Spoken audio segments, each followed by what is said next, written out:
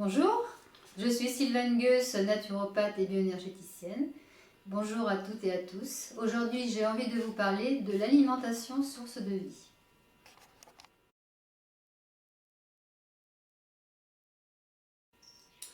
Tout d'abord, un petit rappel sur les deux principes de la naturopathie. L'humorisme, qui concerne l'encrassement des humeurs, c'est-à-dire des liquides de notre corps, le sang, la lymphe et tous les liquides intra- et extracellulaires. Et cet encrassement donc, va déboucher sur ce qu'on appelle des maladies. Donc l'alimentation est très importante à ce niveau-là. Et le vitalisme qui concerne l'énergie vitale qui parcourt notre corps. Et l'alimentation est concernée dans le sens où les aliments aussi ont une vibration énergétique et qu'il est donc important de se nourrir d'aliments très vibratoires.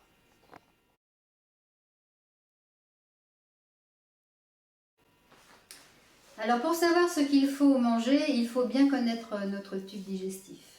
Comme tous les animaux, nous avons un tube digestif particulier qui va correspondre à une alimentation spécifique.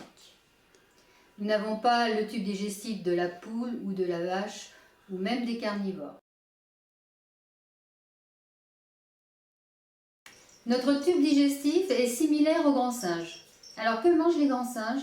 Ils mangent 80% de végétaux et 20% de produits animaux. En effet, ils mangent beaucoup d'herbes et il y a souvent des insectes dessus, donc c'est à peu près la proportion.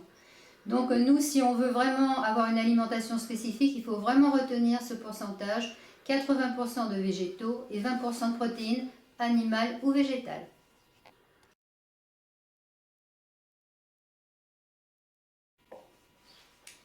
L'alimentation idéale serait bien entendu de manger cru. Pourquoi? Parce que dans le cru, il y a la conservation de toutes les vitamines, des minéraux, des oligo-éléments. Énergétiquement parlant, on est vraiment dans le vivant. Le problème aujourd'hui, c'est que beaucoup de gens ont un intestin très inflammatoire et le cru n'est pas toujours approprié. Donc, on peut tolérer évidemment de la cuisson. Quelle cuisson? Il faut vraiment éliminer toutes les cuissons à haute température. C'est-à-dire qu'au-dessus de 90 degrés, tous ces éléments-là vont disparaître. Donc moi, je vous conseille la cuisson à vapeur douce. Il faut aussi manger des produits de saison et des produits biologiques. Faites également très attention à l'eau que vous buvez. Méfiez-vous des publicités qui vantent les mérites d'une eau très minéralisée. Pourquoi? Parce que les minéraux de l'eau ne sont pas absorbés à plus de 20% par le corps. Donc tout le reste, ce sont des toxines qui vont fatiguer vos reins. Donc il faut une eau peu minéralisée et pour le savoir, si vous achetez des bouteilles d'eau, il faut regarder sur l'étiquette le résidu à sec à 180 degrés qui doit être inférieur à 120.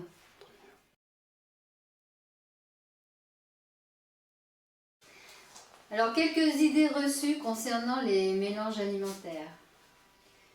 On nous a toujours dit qu'on pouvait manger un fruit à la fin d'un repas et d'ailleurs c'est vrai que c'est très agréable, ça sert de dessert, c'est quelque chose de bon et de simple. Malheureusement, les fruits crus vont perturber la digestion. Alors je vais vous expliquer pourquoi. Le fruit cru se digère directement dans l'intestin grêle. C'est-à-dire que lui, il va passer l'estomac, il ne va pas du tout y stagner pour la digestion. Donc si vous avez d'autres aliments dans l'estomac en cours de digestion, le fruit va se mélanger, il ne va pas pouvoir passer et ça va être très compliqué, ça va alourdir la digestion, ça va créer des fermentations, ça va créer de l'acidité. Donc même si vous ne vous en rendez pas compte, ça va demander beaucoup plus d'énergie au corps pour digérer et donc ça ne va pas dans le bon sens. Donc les fruits toujours entre les repas. Par contre, les fruits cuits tels que les compotes ou les pommes au four, des choses comme ça, il n'y a absolument aucune contre-indication.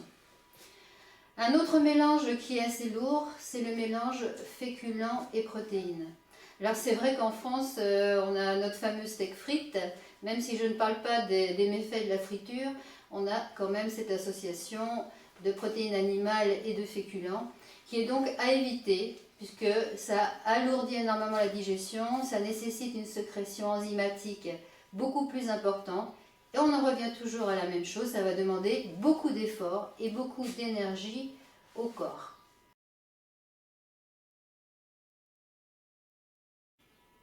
Alors, pour nous résumer, il faudrait manger, dans l'idéal, 80% de végétaux et 20% de produits animaux, c'est-à-dire des protéines animales, mais aussi des protéines végétales.